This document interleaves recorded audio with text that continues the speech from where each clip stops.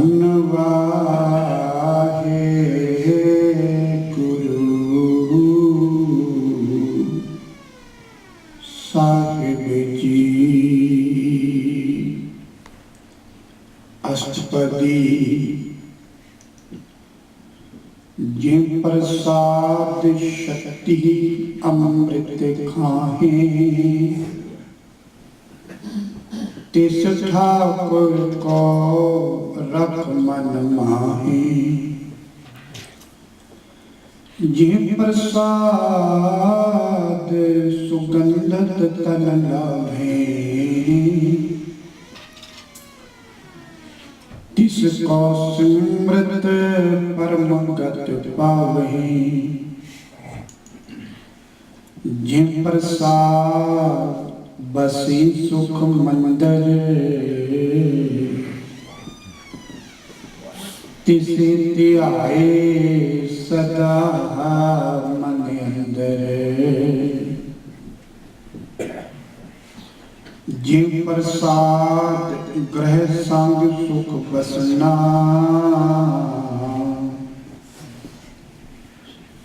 आठ पहर सिमरो तिस रसना। जिन प्रसाद रंग रस भोग, नानक सदा ध्यायै ध्यावन योग। जिन प्रसाद रंग रस भोग, नानक सदा ध्यायै ध्यावन योग। गरीब नवाज सतगुर सच्चे पातशाह जी दी पावन हजूरी विच जुड़ मिल के बैठी बड़भागी साध संगत जी। बड़भागे हो आप जो अमृत वेले तो सतगुरु की मेहर का सदका उद्यम करके श्री गुरु ग्रंथ साहिब जी की पावन चरण शरण सुशोभित हो गए। कीर्तन मूल के हीरा की दात श्रवण करके मन दियां गहराइयां अंदर टिका के जीवन दियां घड़ियां नूं सफल करके आत्मक रस मान रहे सी। छेवीं अष्टपदी दे श्लोक की कथा गुरु कृपा दे नाल कल दे दीवान विच संपूर्ण हुई सी। छेवीं अष्टपदी दे पहले पदे दा पाठ असी सरवण कीता है, जिसके अंदर सतगुरु पातशाह जी ने परमात्मा की कृपा प्रसाद का बड़ा जिक्र किया है। इसकी कथा आप जी के नाल दासरा गुरबाणी के आधार ते तुष बुद्धि अनुसार आप जी के नाल सांझी करी। तो पहला आओ सारे अदब सहत गुरुदर करती चली आ रही मर्यादा अनुसार दो हथ जोड़ सतगुरु पातशाह वालों बख्शी फतेह के नाम सांझ पाइए। सारे प्यार नाल आखो जी वाहेगुरु जी का खालसा वाहेगुरु जी की फतेह। फतेह। श्लोक के अंदर सतगुरु पातशाह जी ने बेनती करके परमात्मा नूं आखिया सी, हे गुरुदेव परमात्मा जी, जो मेरे जीवन के अंदर काम क्रोध लोभ मोह अहंकार है, इन्हां दा प्रभाव साडे मनां उत्ते ना पवे ते बिनस जान ਅਸੀਂ ਤੁਹਾਡੀ ਸ਼ਰਨ ਆਏ ਇਸ ਕਰਕੇ ਹਾਂ ਕਿਉਂਕਿ ਸਾਡੀ ਆਪਣੀ ਕੋਈ ਪਾਇਆ ਨਹੀਂ ਹੈ ਜੋ ਆਪ ਅਸੀਂ ਇਹਨਾਂ ਵਕਾਰਾਂ ਦੀ ਗੁਲਾਮੀ ਨੂੰ ਗਲੋਂ ਲਾ ਸਕੀਏ। ਸਾਡੇ ਤੇ ਤੂੰ ਪ੍ਰਸਾਦ ਕਿਰਪਾ ਕਰ, ਇਹਨਾਂ ਦਾ ਪ੍ਰਭਾਵ ਸਾਡੇ ਮਨ ਤੋਂ ਉਤਰ ਜਾਵੇ। ਅਸੀਂ ਤੁਹਾਡੀ ਸ਼ਰਨ ਆਏ ਹਾਂ। ਦਰਅਸਲ ਜਦੋਂ ਮਨੁੱਖ ਆਪਣੇ ਆਪ ਨੂੰ ਪਿੱਛੋਂ ਹਟਾ ਦਿੰਦਾ ਹੈ ਤੇ ਕਹਿੰਦਾ ਹੈ ਪ੍ਰਮਾਤਮਾ ਤੂੰ ਕਿਰਪਾ ਕਰ ਮੇਰੇ ਤੇ ਮੇਰੇ ਜੀਵਨ ਦੇ ਵਿੱਚੋਂ ਔਗਣਾਂ ਨੂੰ ਦੂਰ ਕਰ ਦੇ, ਜੀਵਨ ਦੇ ਵਿੱਚ ਗੁਣਾਂ ਦਾ ਪ੍ਰਵੇਸ਼ ਕਰ ਦੇ। ਹੀ ਅਕਾਲ ਪੁਰਖ ਜੋ ਦੁਰਾਚਾਰੀ ਸੁਭਾਅ ਹੈ ਇਸ ਨੂੰ ਸਦਾਚਾਰੀ ਦੇ ਵਿੱਚ ਤੂੰ ਬਦਲ ਦੇ। ਜੋ ਔਗਣ ਹੈ ਉਸ ਦੀ ਥਾਂ ਤੇ ਜੀਵਨ ਦੇ ਅੰਦਰ ਤੂੰ ਗੁਣ ਕਰ ਦੇ। ਪਰ ਸਵਾਲ ਹੈ ਦੁਰਾਚਾਰੀ ਤੋਂ ਸੁਭਾਅ ਸਦਾਚਾਰੀ ਕਿਵੇਂ ਬਣੇ ਸਾਡਾ? ਔਗਣ ਵਾਲੇ ਸੁਭਾਅ ਤੋਂ ਸਾਡਾ ਸੁਭਾਅ ਗੁਣਾਂ ਵਾਲਾ ਕਿਵੇਂ ਬਣੇ? ਗੁਰੂ ਦੇ ਅੱਗੇ ਪ੍ਰਭੂ ਦੇ ਅੱਗੇ ਅਸੀਂ ਅਰਦਾਸ ਹੀ ਕਰ ਸਕਦੇ ਹਾਂ, ਪ੍ਰਭੂ ਮੇਰੀ ਕੋਈ ਸਮਰੱਥਾ ਨਹੀਂ ਹੈ। ਗੁਰੂ ਤੂੰ ਗਿਆਨ ਦੀ ਬਖਸ਼ਿਸ਼ ਕਰ ਤੇ ਉਸ ਗਿਆਨ ਦੇ ਨਾਲ ਉਸ ਕਿਰਪਾ ਦੇ ਨਾਲ ਤੇਰੀ ਮਿਹਰ ਦਾ ਸਦਕਾ ਅਸੀਂ ਇਹਨਾਂ ਦਾ ਪ੍ਰਭਾਵ ਮਨ ਦੇ ਉੱਤੋਂ ਲਾ ਸਕੀਏ। ਦੋ ਸੋਚਾਂ ਮਨੁੱਖ ਦੇ ਅੰਦਰ ਹਮੇਸ਼ਾ ਕੰਮ ਕਰਦੀਆਂ ਹਨ। ਇੱਕ ਇਹ ਸੋਚ ਕਿ ਜੋ ਕੁਝ ਕਰ ਰਿਹਾ ਹਾਂ ਮੈਂ ਉਹ ਮੇਰੇ ਕਰਨੇ ਕਰਕੇ ਹੀ ਹੋ ਰਿਹਾ ਹੈ, ਮੇਰੇ ਕਰਨੇ ਕਰਕੇ। ਇੱਕ ਦੂਸਰੀ ਸੋਚ ਹੈ ਹੇ ਪ੍ਰਭੂ ਜੋ ਮੈਂ ਕੁਝ ਕਰਦਾ ਹਾਂ ਉਹ ਤੇਰੀ ਕਿਰਪਾ ਦੇ ਨਾਲ ਕਰਦਾ ਹਾਂ। ਇੱਕ ਸੋਚ ਇਹ ਕੰਮ ਕਰਦੀ ਹੈ ਮੈਂ ਆਪ ਮਿਹਨਤ ਕਰਦਾ ਹਾਂ ਤੇ ਜੋ ਕੁਝ ਪ੍ਰਾਪਤ ਕਰਦਾ ਆਪਣੀ ਮਿਹਨਤ ਦਾ ਸਦਕਾ ਪ੍ਰਾਪਤ ਕਰਦਾ ਹਾਂ। ਦੂਸਰੀ ਸੋਚ ਹੈ ਪ੍ਰਭੂ ਜੋ ਮੈਂ ਮਿਹਨਤ ਕਰਦਾ ਤੇ ਉਸ ਮਿਹਨਤ ਦੇ ਨਾਲ ਜੋ ਕੁਝ ਮਿਲਦਾ ਹੈ ਉਹ ਤੇਰੀ ਮਿਹਰ ਕਰਕੇ ਮਿਲਦਾ ਹੈ, ਮੇਰੇ ਕਰਕੇ ਨਹੀਂ, ਤੇਰੀ ਮਿਹਰ ਕਰਕੇ, ਮੇਰੀ ਮਿਹਨਤ ਕਰਕੇ ਨਹੀਂ, ਮੇਰੇ ਕਰਨੇ ਕਰਕੇ ਨਹੀਂ, ਤੇਰੀ ਕਿਰਪਾ ਕਰਕੇ।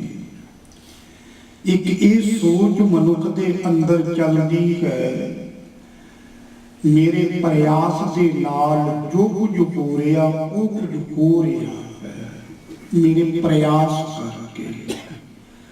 ਤੇ ਦੂਸਰੀ ਸੋਚ ਕਿ ਪ੍ਰਭੂ ਮੇਰੇ ਪ੍ਰਯਾਸ ਦੇ ਨਾਲ ਨਹੀਂ ਤੇਰੇ ਪ੍ਰਸਾਦ ਦੇ ਕਰਕੇ ਜੋ ਕੁਝ ਹੋ ਰਿਹਾ ਉਹ ਹੋ ਰਿਹਾ ਹੈ। ਤੇਰੀ ਕਿਰਪਾ, ਤੇਰੇ ਪ੍ਰਸਾਦ, ਤੇਰੇ ਗਿਆਨ ਦੇ ਨਾਲ ਜੋ ਕੁਝ ਕਰਦਾ ਉਹ ਹੋ ਰਿਹਾ ਹੈ। ਬਹੁਤ ਧਿਆਨ ਦੇ ਨਾਲ ਸੁਣਨਾ। ਜਦੋਂ ਮਨੁੱਖ ਇਹ ਆਖੇ ਮੇਰੀ ਮਿਹਨਤ ਨਹੀਂ ਤੇਰੀ ਮਿਹਰ ਕਰਕੇ ਹੈ, ਮੇਰੇ ਕਰਨੀ ਕਰਕੇ ਨਹੀਂ ਤੇਰੀ ਕਿਰਪਾ ਕਰਕੇ ਹੈ, ਮੇਰੇ ਪ੍ਰਯਾਸ ਕਰਕੇ ਨਹੀਂ ਤੇਰੇ ਪ੍ਰਸਾਦ ਕਰਕੇ ਹੈ। ਉਸ ਵੇਲੇ ਮਨੁੱਖ ਦੇ ਜੀਵਨ ਦੇ ਵਿੱਚੋਂ ਹੰਕਾਰ ਖਤਮ ਹੋ ਜਾਂਦਾ ਹੈ। ਬਿਨ ਸਜਾਏ ਅਹਮੇ। ਉਸ ਵੇਲੇ ਹੰਕਾਰ ਮਨੁੱਖ ਦਾ ਜੀਵਨ ਦੇ ਵਿੱਚੋਂ ਇੱਕ ਪਾਸੇ ਹੋ ਜਾਂਦਾ ਤੇ ਸੱਚ ਜਾਣਨਾ ਜਦੋਂ ਹੰਕਾਰ ਜੀਵਨ ਦੇ ਵਿੱਚੋਂ ਮਾਈਨਸ ਹੋ ਜਾਵੇ, ਘਟ ਜਾਵੇ, ਉਸ ਵੇਲੇ ਮਨੁੱਖ ਦੇ ਜੀਵਨ ਦੇ ਵਿੱਚੋਂ ਕ੍ਰੋਧ ਵੀ ਹਟ ਜਾਂਦਾ ਹੈ।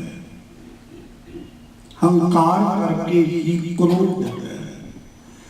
ਜਦੋਂ ਹੰਕਾਰ ਅਤੇ क्रोध नूं मनुख काबू कर लैंदा है, उस वेले मनुख दे मन दे विचों ते जीवन दे विचों काम भी घट जांदा है। जो क्रोधी है, हंकारी है, निश्चित कुकामी भी हुंदा है।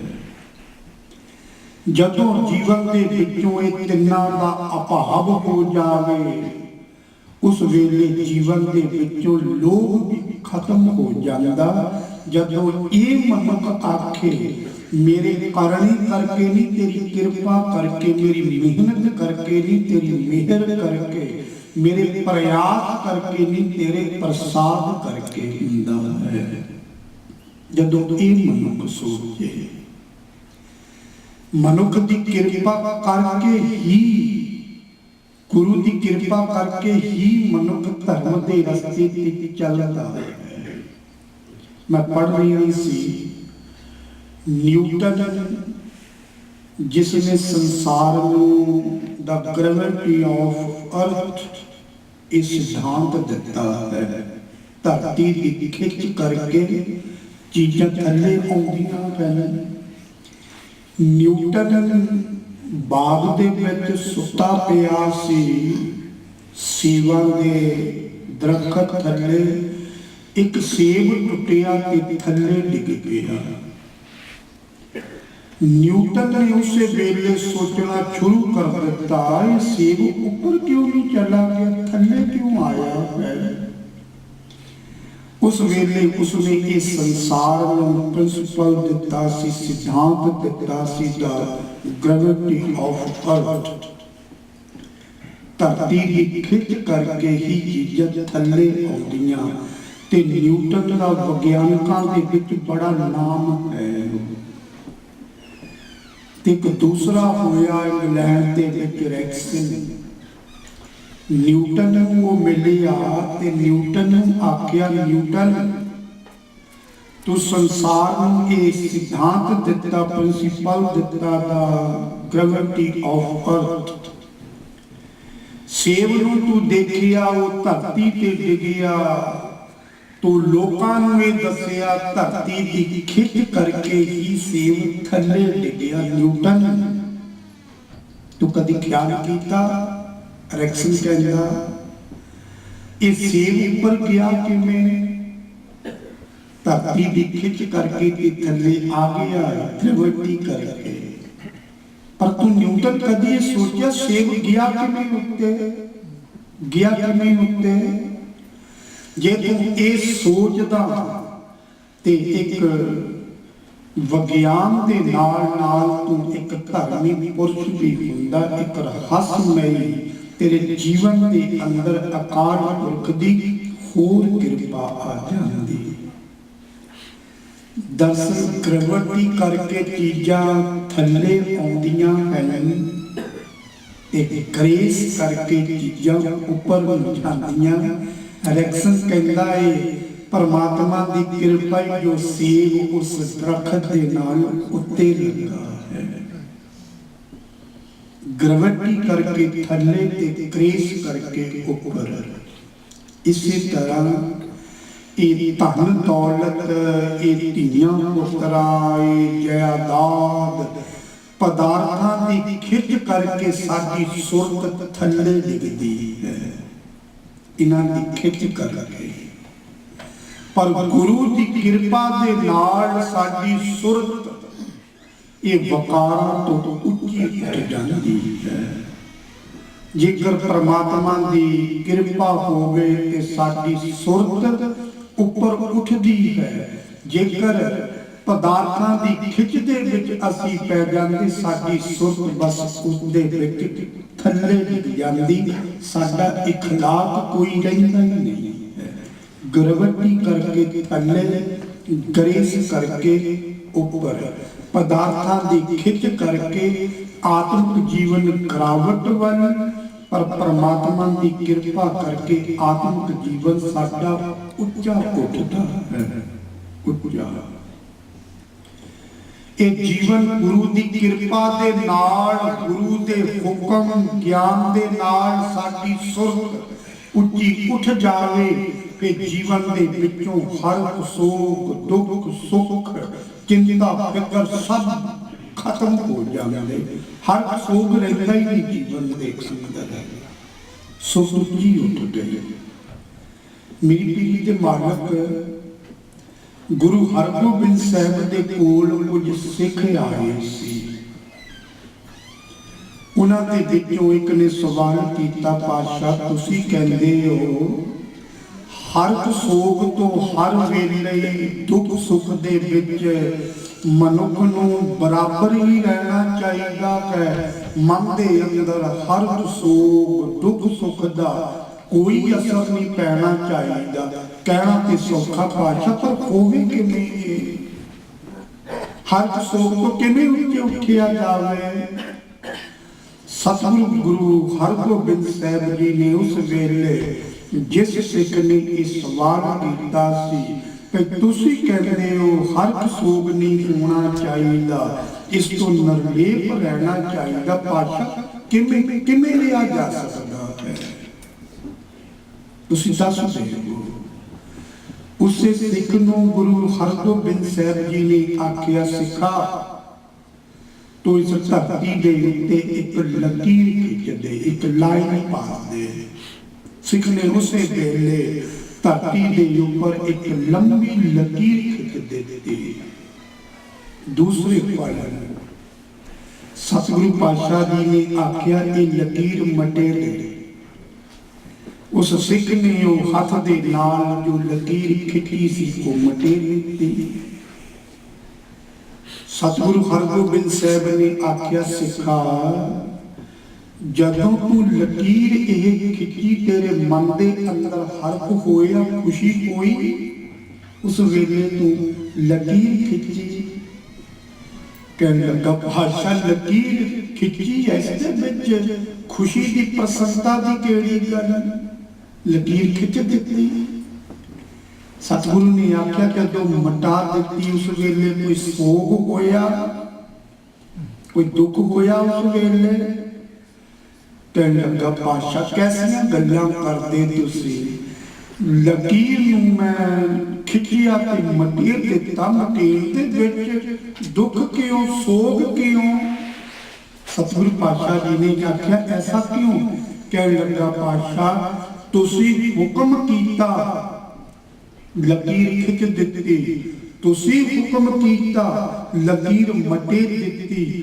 ਤੁਹਾਡੇ ਹੁਕਮ ਦੇ ਅੰਦਰ ਲਕੀਰ ਵਾਈ, ਲਕੀਰ ਮੇਟ ਦਿੱਤੀ। ਹਰ ਸੋਗ ਇਸ ਦੇ ਵਿੱਚ ਕੈਸਾ? ਸਤਿਗੁਰੂ ਪਾਤਸ਼ਾਹ ਜੀ ਕਹਿੰਦੇ, ਜਦੋਂ ਕੋਈ ਹੁਕਮ ਦੇ ਵਿੱਚ ਆ ਕੇ ਕੋਈ ਕੰਮ ਕਰੇ, ਉਸ ਵੇਲੇ ਜਦੋਂ ਆਪਣੇ ਆਪ ਨੂੰ ਵਿੱਚੋਂ ਹਟਾ ਲਵੇ, ਆਖੇ ਇਹ ਪ੍ਰਮਾਤਮਾ ਦੀ ਮਿਹਰ, ਇਹ ਪ੍ਰਮਾਤਮਾ ਦੀ ਕਿਰਪਾ, ਉਸ ਵੇਲੇ ਮਨੁੱਖ ਹਰ ਸੋਗ ਤੋਂ ਉੱਚਾ ਉੱਠ ਜਾਂਦਾ ਹੈ। ਜਦੋਂ ਆਪਣੇ ਆਪ ਨੂੰ ਵਿੱਚ ਲੈ ਆਵੇ, ਮੈਂ ਕੀਆ ਹੈ, ਹਮ ਕੀਆ, ਹਮ ਕरेंगे, ਹਮ ਮੂਰਖ ਗਵਾਰ, ਕਰਨੇ ਹਾਰਾ ਵਿਸਰਿਆ, ਦੂਜੇ ਭਾਈ ਪਿਆਰ। ਜਦੋਂ ਕਰਨ ਵਾਲੇ ਨੂੰ ਅਸੀਂ, ਜੋ ਕਰਤਾ ਸਾਡੇ ਅੰਦਰ ਹੈ, ਜਦੋਂ ਉਸ ਨੂੰ ਅਸੀਂ ਵਸਾਰ ਦਿੰਦੇ ਤੇ ਇਹ ਕਹਿੰਦੇ, ਹਮ ਕੀਆ, ਹਮ ਕरेंगे, ਮੈਂ ਹੀ ਕੀਤਾ ਹੈ, ਮੈਂ ਹੀ ਕਰਾਂਗਾ, ਮੈਂ ਹੀ ਕਰਨ ਵਾਲਾ, ਮੈਂ ਨਾ ਹੋਵਾਂ, ਇਹ ਨਾ ਹੋਵੇ, ਮੈਂ ਨਾ ਹੋਵਾਂ, ਗੁਰਦੁਆਰਾ ਨਾ ਚੱਲੇ। ਐਸੀ ਜਦੋਂ ਵਿਚਾਰ ਮਨੁੱਖ ਦੇ ਜੀਵਨ ਦੇ ਅੰਦਰ ਮੈਂ ਦੀ ਆਉਂਦੀ ਹੈ, ਉਦੋਂ ਜੀਵਨ ਦੇ ਅੰਦਰ ਹਰ ਸੋਗ ਦੁੱਖ ਸੁੱਖ ਉਦੋਂ ਬਣਨਾ ਹੈ। ਇਸ ਮੈਂ ਨੂੰ ਅਸੀਂ ਹਟਾਉਣਾ ਹੈ ਵਿੱਚੋਂ। ਪਰ ਮੈਂ ਐਸੀ ਵਾਦੀ ਹੈ, ਇੱਕ ਮਨੁੱਖ ਇਸ ਨੂੰ ਕਿੱਥੋਂ ਕੱਢਦਾ ਹੈ, ਜਿਸ ਕਰਕੇ ਹਰ ਵੇਲੇ ਹਰ ਸੋਗ ਦੁੱਖ ਸੁੱਖ ਕਲਾ ਕਲੇਸ਼ ਬਣਿਆ ਹੀ ਰਹਿੰਦਾ ਹੈ। ਭਗਤ ਰਵਿਦਾਸ ਮਹਾਰਾਜ ਜੀ ਦੇ ਬਚਨ ਨੇ, ਮਨੁੱਖ ਦੇਖੋ ਆਪਣਾ ਆਪ ਨੂੰ ਕਿਸ ਤਰ੍ਹਾਂ ਅੱਗੇ ਰੱਖਦਾ ਹੈ। ਗੁਰੂ ਦੀ ਕਿਰਪਾ ਗਿਆਨ ਨੂੰ ਤੇ ਮੰਨਦਾ ਹੀ ਕੋਈ ਨਹੀਂ, ਮੈਂ ਕੀਤਾ, ਮੈਂ ਕੀਤਾ, ਮੈਂ ਕੀਤਾ ਹੈ, ਮੇਰੇ ਕਰਕੇ ਹੈ। ਭਗਤ ਰਵਿਦਾਸ ਮਹਾਰਾਜ ਜੀ ਕਹਿੰਦੇ ਕਿ ਮਨੁੱਖ ਦਾ ਸੁਭਾਅ ਹੈ ਜਿਸ ਕਰਕੇ ਦੁੱਖਾਂ ਸੁੱਖਾਂ ਦੇ ਵਿੱਚ ਪਿਆ ਰਹਿੰਦਾ। ਹਮ ਵੱਡ ਕਬ ਕੁਲੀਨ, ਹਮ ਜੋਗੀ, ਹਮ ਪੰਡਤ ਸੰਨਿਆਸੀ, ਗਿਆਨੀ ਗੁਣੀ ਸੂਰ ਹਮ ਦਾਤੇ, ਇਹ ਬੁੱਧ ਕਬੀ ਨਾ ਨਾਸੀ। ਮਨੁੱਖ ਇੱਕ ਦੋ ਕਵਿਤਾ ਲਿਖ ਲਵੇ, ਕਹਿੰਦਾ ਮੇਰੇ ਜੈਸਾ ਹੋਰ ਕੋਈ ਕਵੀ ਹੈ। ਹਮ ਵੱਡਾ ਕਵੀ, ਮੈਂ ਵੱਡਾ ਕਵੀ ਹੋ ਗਿਆ ਹਾਂ।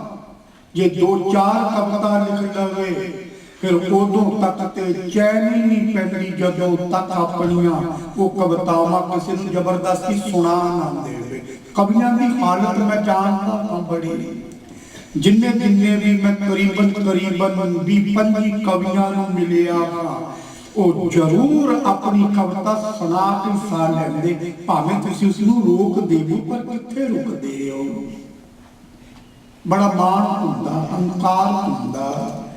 ਇੱਕ ਬੰਦਾ ਖੂਹ ਦੇ ਵਿੱਚ ਡਿੱਗਿਆ ਹੋਇਆ ਸੀ ਤੇ ਉੱਚੀ ਉਹ ਹਰਟ ਦੀਆਂ ਟਿੰਡਾਂ ਨੂੰ ਪਕੜਿਆ ਤੇ ਰੌਲਾ ਪਾਉਂਦਾ ਸੀ, ਮੈਨੂੰ ਕੱਢੋ ਬਾਹਰ, ਕੱਢੋ।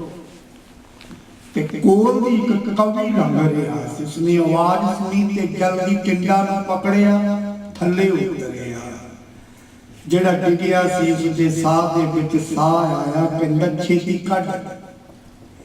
ਕਵੀ ਕਹਿੰਦਾ ਇੰਨੀ ਛੇਤੀ ਵੀ ਕੀ, ਕੋਈ ਕਾਬੂ ਤੇ ਆਉਂਦਾ, ਮਸੀਂ ਤੇ ਤੂੰ ਕਾਬੂ ਆਇਆ।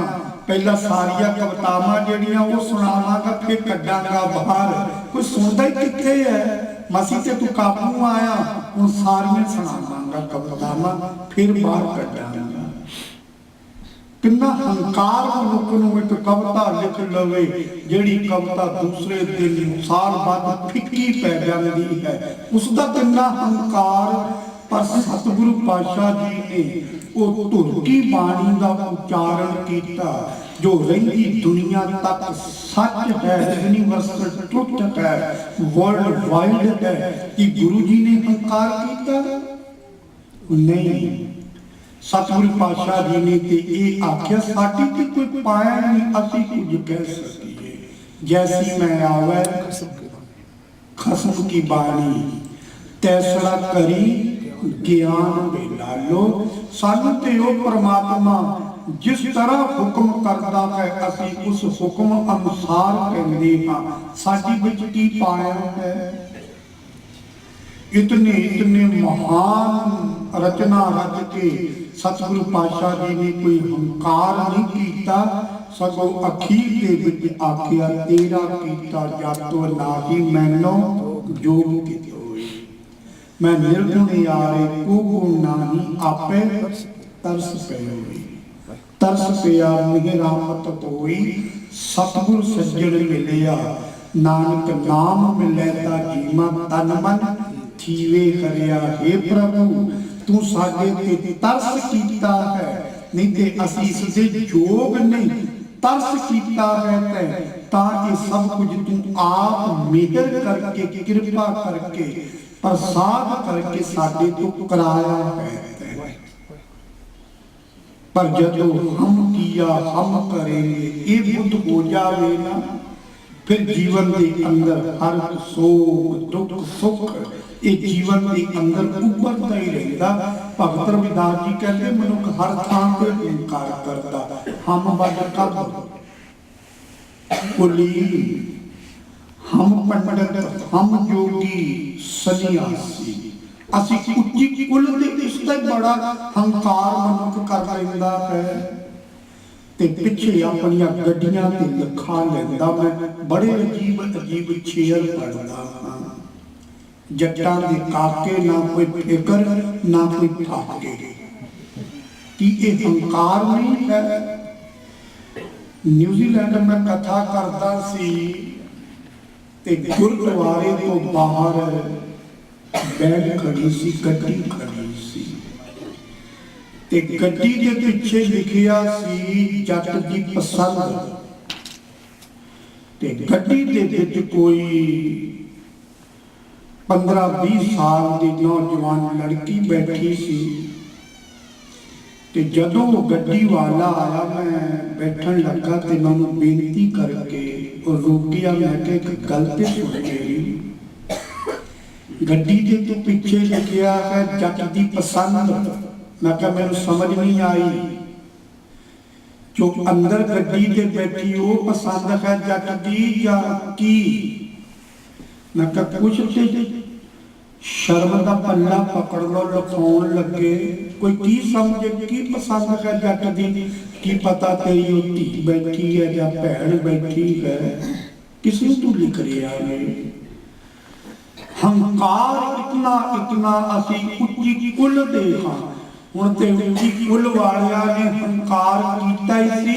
ਹੁਣ ਤੇ ਜੋ ਸੋ ਕਾਲਡ, ਮੈਂ ਨਹੀਂ ਕਹਿੰਦਾ ਸੋ ਕਾਲਡ, ਮੈਂ ਕਹਿੰਦਾ ਜਿਹੜੇ ਆਪਣੇ ਆਪ ਨੂੰ ਸ਼ੂਦਰ ਚਮਾਰ ਆਉਂਦੇ, ਉਹਨਾਂ ਨੇ ਵੀ ਹੰਕਾਰ ਕਰਨਾ ਸ਼ੁਰੂ ਕਰ ਦਿੱਤਾ।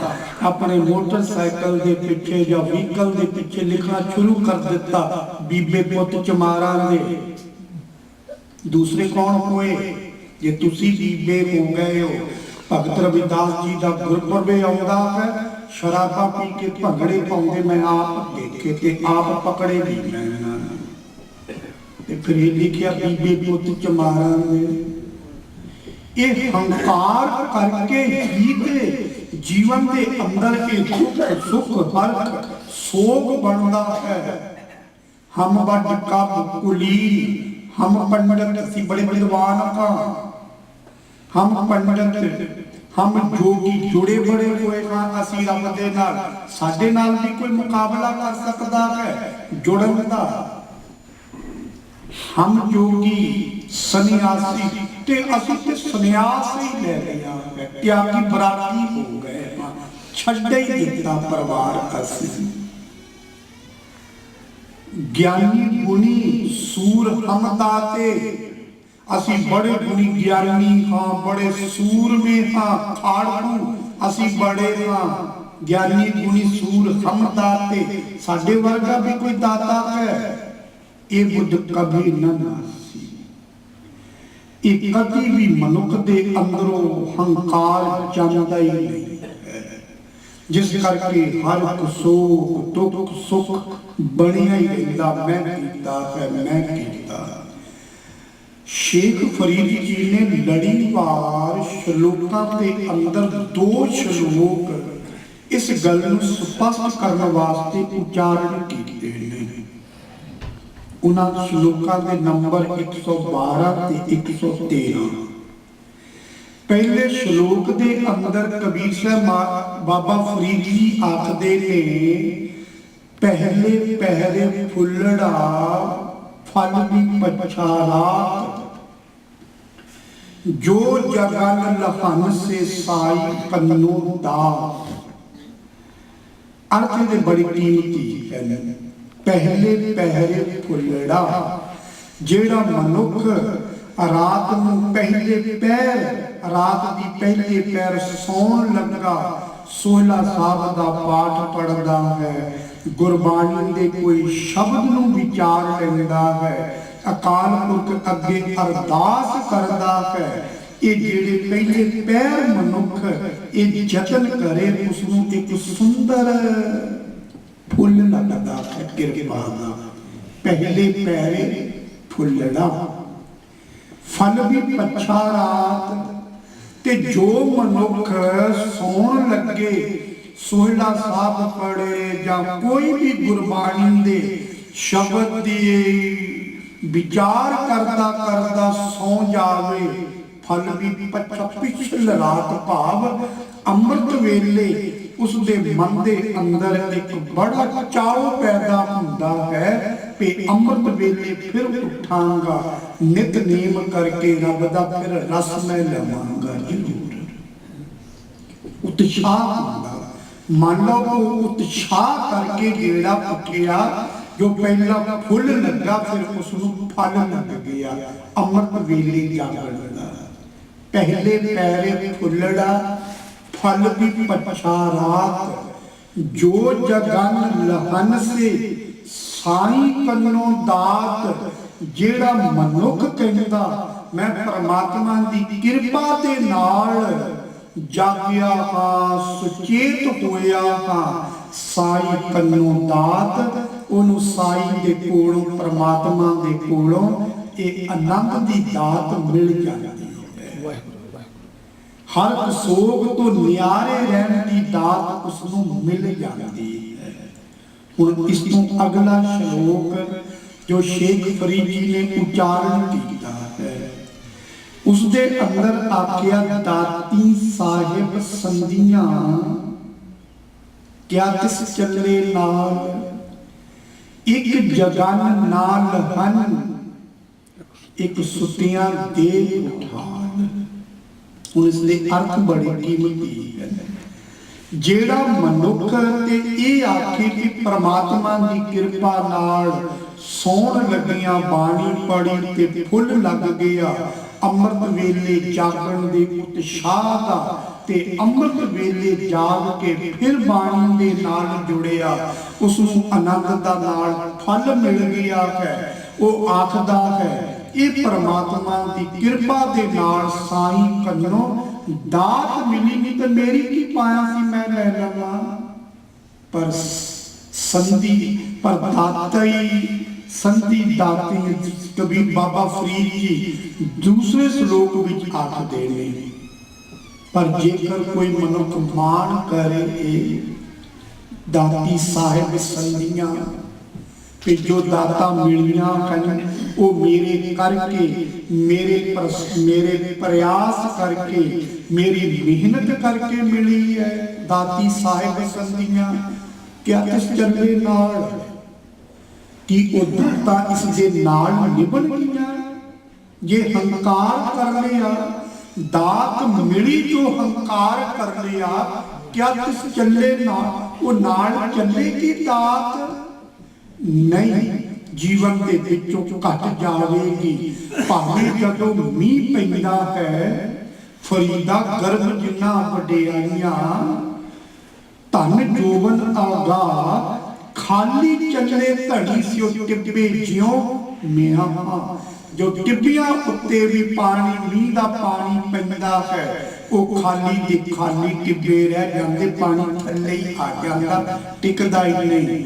ਗਰਭ ਜਿੰਨਾ ਵਡਿਆਈਆਂ, ਜਿਨ੍ਹਾਂ ਨੂੰ ਬੜਾ ਹੰਕਾਰ ਹੋ ਜਾਂਦਾ ਪ੍ਰਭੂ ਦੀਆਂ ਮਿਲੀਆਂ ਦਾਤਾਂ ਦਾ, ਧਨ ਜੋਬਨ ਆਗਾ, ਧਨ ਦਾ, ਆਪਣੇ ਜੋਬਨ ਦਾ, ਉਹ ਇਉਂ ਖਾਲੀ ਰਹਿ ਜਾਂਦੇ ਜਦੋਂ ਗਰਭ ਹੰਕਾਰ ਕਰ ਲੈਂਦੇ, ਜਿਵੇਂ ਟਿੱਬੇ ਮੀਂਹ ਦੇ ਪਾਣੀ ਤੋਂ ਵੀ ਖਾਲੀ ਰਹਿ ਜਾਂਦੇ ਹਨ।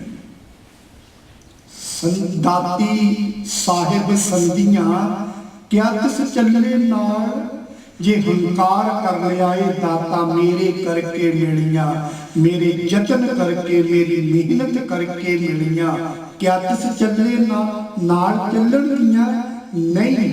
ਟਿੱਬਿਆਂ ਉੱਤੇ ਭਾਵੇਂ ਮੀਂਹ ਦਾ ਪਾਣੀ ਪੀਆ, ਉੱਥੇ ਨਹੀਂ ਠਹਿਰਦਾ। ਇਸੇ ਤਰ੍ਹਾਂ ਜੇਕਰ ਹੰਕਾਰ ਕਰ ਲਿਆ ਮੇਰੇ ਕਾਰਨ, ਉਹ ਦਾਤਾ ਜੀਵਨ ਦੇ ਅੰਦਰ ਰਹਿੰਦੀਆਂ ਹੀ ਨਹੀਂ। ਇੱਕ ਜਗਨ ਦੇ ਨਾਲ ਭਾਵੇਂ ਜਾਗਦੇ ਵੀ ਰਹਿਣ, ਉੱਠਣ ਵੀ ਉਹ, ਇੱਕ ਨਾ ਉੱਠਿਆਂ ਇੱਕ ਨਾ ਸੁੱਤਿਆਂ ਦੇ ਉਠਾਲ। ਪਰ ਜਿਹੜੇ ਆਪਣੇ ਆਪ ਨੂੰ ਵਿੱਚੋਂ ਹਟਾ ਲੈਂਦੇ ਹਨ, ਮੇਰੇ ਕਰਕੇ ਨਹੀਂ, ਮੇਰੇ ਕਰਨੇ ਕਰਕੇ ਨਹੀਂ, ਪ੍ਰਮਾਤਮਾ ਦੀ ਕਿਰਪਾ ਕਰਕੇ, ਮੇਰੀ ਮਿਹਨਤ ਕਰਕੇ ਨਹੀਂ, ਪ੍ਰਮਾਤਮਾ ਦੀ ਮਿਹਰ ਕਰਕੇ, ਮੇਰੇ ਪ੍ਰਯਾਸ ਕਰਕੇ ਨਹੀਂ, ਪ੍ਰਮਾਤਮਾ ਦੇ ਪ੍ਰਸਾਦ ਕਰਕੇ ਇਹ ਸਾਰਾ ਕੁਝ ਮਿਲਿਆ ਹੈ। ਉਸ ਮਨੁੱਖ ਦੇ ਜੀਵਨ ਦੇ ਅੰਦਰ ਪ੍ਰਮਾਤਮਾ ਦੀ ਦਾਤ ਹੁੰਦੀ, ਜੋ ਆਪਣੇ ਤੇ ਦਾਵਾ ਨਹੀਂ ਕਰਦਾ, ਮੇਰੇ ਕਰਕੇ ਹੋਇਆ। ਦਰਅਸਲ ਜੋ ਦਾਵਾ ਕਰਨ ਲੱਗ ਪੈਂਦਾ ਨਾ, ਮੇਰੇ ਕਰਕੇ, ਉਹ ਮਨੁੱਖ ਖਾਲੀ ਰਹਿ ਜਾਂਦਾ ਹੈ। ਕਬੀਰ ਸਾਹਿਬ ਮਹਾਰਾਜ ਜੀ ਦਾ ਇੱਕ ਸ਼ਲੋਕ ਬੜਾ ਕੀਮਤੀ ਹੈ। ਕਬੀਰ ਦਾਵੇ ਦਾਜਨ ਹੋਤ ਹੈ, ਨਿਰਦਾਵੇ ਰਹੇ ਨਿਸੰਕ, ਜੋ ਜਨ ਨਿਰਦਾਵੇ ਰਹੇ ਸੋ ਗਨੇ ਇੰਦਰ ਸੋ ਰੰਕ। ਦਾਵੇ ਦਾਜਨ, ਦਾਵੇ ਕਰਨ ਵਾਲਾ ਤੇ ਹਮੇਸ਼ਾ ਸੜਦਾ ਈਰਖਾ ਦੇ ਵਿੱਚ, ਕਿਉਂਕਿ ਦਾਵਾ ਕਰਦਾ ਮੈਂ ਇਸ ਦੇ ਕਾਬਿਲ, ਮੈਨੂੰ ਕਿਉਂ ਨਹੀਂ ਮਿਲਿਆ ਹੈ। दावे दाजन होत निर्दावे रहे ने, जेड़ा दावा करता ही नहीं सगों परमात्मा दी दात लैके चल पैंदा है, वो निसंक बेफिक्रा रहंदा है। जो जन निर्दावे रहे सो गने इंद्र सो रंक, जेड़ा दावा करदा है मैनू मिलना चाहिदा है, वो रंक कंगाल खाली रह जांदा है। जो निर्दावे रहिंदा नहीं परमात्मा दी कृपा को इंद्र भाव उच्चे जीवन वाला वो बन जाता है। उच्चे जीवन वाला कोई परमात्मा का सिमरन करके पाठ करके फिर गिनतियां मिनतियां विच पै जावे, परमात्मा उसका ये सब कुछ परवाह नहीं करता। फिर जो गिनतियां मिनतियां विच पै जावे। जपजी साहिब जी की एक पौड़ी है जो इस दे संबंध दे विच उच्चारण कीती ते ओदे अर्थ बड़े कीमती हैं। वो पौड़ी गुरु नानक पातशाह जी उथे जो अपने आप नूं विच लिआउंदा, मैं कीता, मैं इन्ना सिमरन, मैं इन्ने पाठ, गिनतियां मिनतियां दे विच पै जांदा। जो उन्हां दे संबंध विच गल्लां कईयां, एक दो जीवों लख होवे, लख होवे लख बीस। जे एक जीव तो लखां भी लख जीवां हो जान, एक दो जीवों लख होवे, लख होवे लख भी लखां अनेकां। लख लख गेड़ा आखिए एक नाम जगदीश, ते एक जगदीश परमात्मा दे नाम नूं उन्हां 20 लख जीवां दे नाल बार बार असी नाम लईए, गेड़ा बन लईए। एक दो जीवों लख होवे लख होवे लख भी लख लख गेड़ा गेड़ा चला लईए असी, लख लख गेड़ा आखिए एक नाम जगदीश। एक राह पत पवड़ियां चढ़िए हुए अकीस, सुन गन्ना आकाश की कीटा आई रीस। नानक नदरी पाइए कूड़ी कूड़े ठीस। कोई ये आखे मैं इन्ना गेड़ा बन के ये जीव दे नाल परमात्मा दा उस परमात्मा पति तक पहुंच सकदा। एक राह पत पत दा पति परमात्मा, एक राह पत पवड़ियां चढ़िए हुए अकीस, ते चढ़ के मैं लख लख गेड़ा दे के मैं ओदे नाल इकमिक हो जावांगा।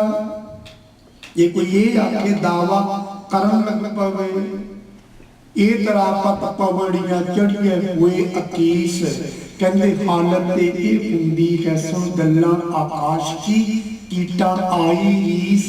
जिमें कोई धरती ते रेंग के चलन वाले कीड़े के अंदर आकाश के उड़ते पंछी वल देख के एक रीस करन दा उमा हो जावे, मैं भी उसी तरह चलना। गुरु नानक पातशाह जी आखदे ने पौड़ी दे अंदर, सुन गल्ला आकाश की कीटा आई रीस। नानक नदरी पाइए कूड़ी कूड़े ठीस।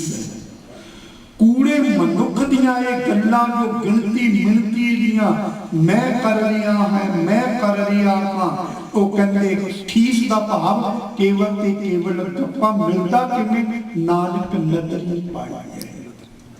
उस परमात्मा दी नदर दे नाल, उस परमात्मा दी कृपा दे नाल मिलदा। अपने प्रयास दे नाल नहीं, अपनी मेहनत दे नाल मेहनत करनी, पर कोई दावा ना करे मैं कीता है। असी करना है पर करने का दावा ना करिए मैं कीता है। कहिए परमात्मा दी कृपा लो। एक काम क्रोध लोभ मोह हंकार बिनसन का ये तरीका है, अपने आप को घटावे आके परमात्मा की कृपा दे नाल सारा कुछ हुंदा है, फिर इन्हां दा प्रभाव बिनस जावेगा। सतगुरु पातशाह जी ने अज की अष्टपदी दे अंदर ऐसे विचार कीते, जे प्रसाद शक्ति अमृत खाए, जिसकी कृपा दे नाल असीं वो परमात्मा दी तत्ता भोगदे हां। ਇਸ ਪਦੇ ਦੀ ਕਥਾ ਕੱਲ ਨੂੰ ਆਪਾਂ ਕਰਾਂਗੇ, ਕਿਉਂਕਿ ਜੇ ਜਲਦੀ ਅਰਥ ਕਰ ਦਈਏ, ਅਰਥ ਤਾਂ ਤੁਸੀਂ ਕਿਸੇ ਵੀ ਟੀਕੇ ਤੋਂ ਪੜ੍ਹ ਲਵੋਗੇ, ਪਰ ਜੋ ਖੁਲਾਸਾ ਹੈ ਉਸ ਦਾ ਹੋਣਾ ਜ਼ਰੂਰੀ ਹੈ। ਇਸ ਕਰਕੇ ਇਸ ਪਦੇ ਦੀ ਕਥਾ ਕੱਲ ਦੇ ਵਕਤ ਆਪਾਂ ਸਰਵਣ ਕਰਾਂਗੇ ਕਿ ਪਰਮਾਤਮਾ ਦੀ ਕਿਰਪਾ ਗਿਆਨ ਦਾ ਸਦਕਾ ਸਾਨੂੰ ਕੀ ਦਾਤਾਂ ਮਿਲੀਆਂ ਹਨ, ਅਸੀਂ ਆਪਣਾ ਦਾਵਾ ਨਾ ਕਰੀਏ, ਪਰਮਾਤਮਾ ਦੀ ਕਿਰਪਾ ਕਹੀਏ, ਫਿਰ ਹੀ ਸਾਡੀ ਸੁਰਤ ਜਿਹੜੀ ਹੈ ਉਹ ਉੱਚੀ ਉੱਠਦੀ ਹੈ। ਵਰਨਾ ਜੇਕਰ ਅਸੀਂ ਇਹ ਪਦਾਰਥਾਂ ਦੀ ਖਿੱਚ ਦੇ ਵਿੱਚ ਪੈ ਜਾਈਏ, ਫਿਰ ਸਾਡੀ ਸੁਰਤ ਗਿਰਾਵਟ ਵਿੱਚ ਚਲੇ ਜਾਵੇਗੀ। ਸਤਿਗੁਰੂ ਪਾਤਸ਼ਾਹ ਜੀ ਕਿਰਪਾ ਕਰਨ, ਐਸੇ ਵਿਚਾਰਾਂ ਸਾਡੇ ਜੀਵਨ ਦਾ ਆਧਾਰ ਬਣਨ, ਤਾਂ ਕਿ ਸਾਡਾ ਸਾਰਿਆਂ ਦਾ ਇਹ ਲੋਕ ਸੁਖੀਏ ਪਰਲੋਕ ਸੁਹੇਲੇ, ਨਾਨਕ ਹਰ ਪ੍ਰਭਾਤੇ ਮੇਲੇ, ਇਸ ਦੀਆਂ ਦਾਤਾਂ ਬਰਕਤਾਂ ਮਿਲਣ। ਕਥਾ ਕਰਦੇ ਨਮਾਣੀ ਦਾਸੋਏ ਤੋਂ ਹੋਈਆਂ ਭੁੱਲਾਂ ਦੀ ਖਿਮਾ, ਅੰਤ ਸਾਰੇ ਸਿੱਖਾਂ ਦਿੰਦੇ ਹੋਏ ਗੁਰੂ ਫਤਿਹ ਨਾਲ ਸਾਨ ਬਣਾਓ ਜੀ। ਵਾਹਿਗੁਰੂ ਜੀ ਕਾ ਖਾਲਸਾ, ਵਾਹਿਗੁਰੂ ਜੀ ਕੀ ਫਤਿਹ।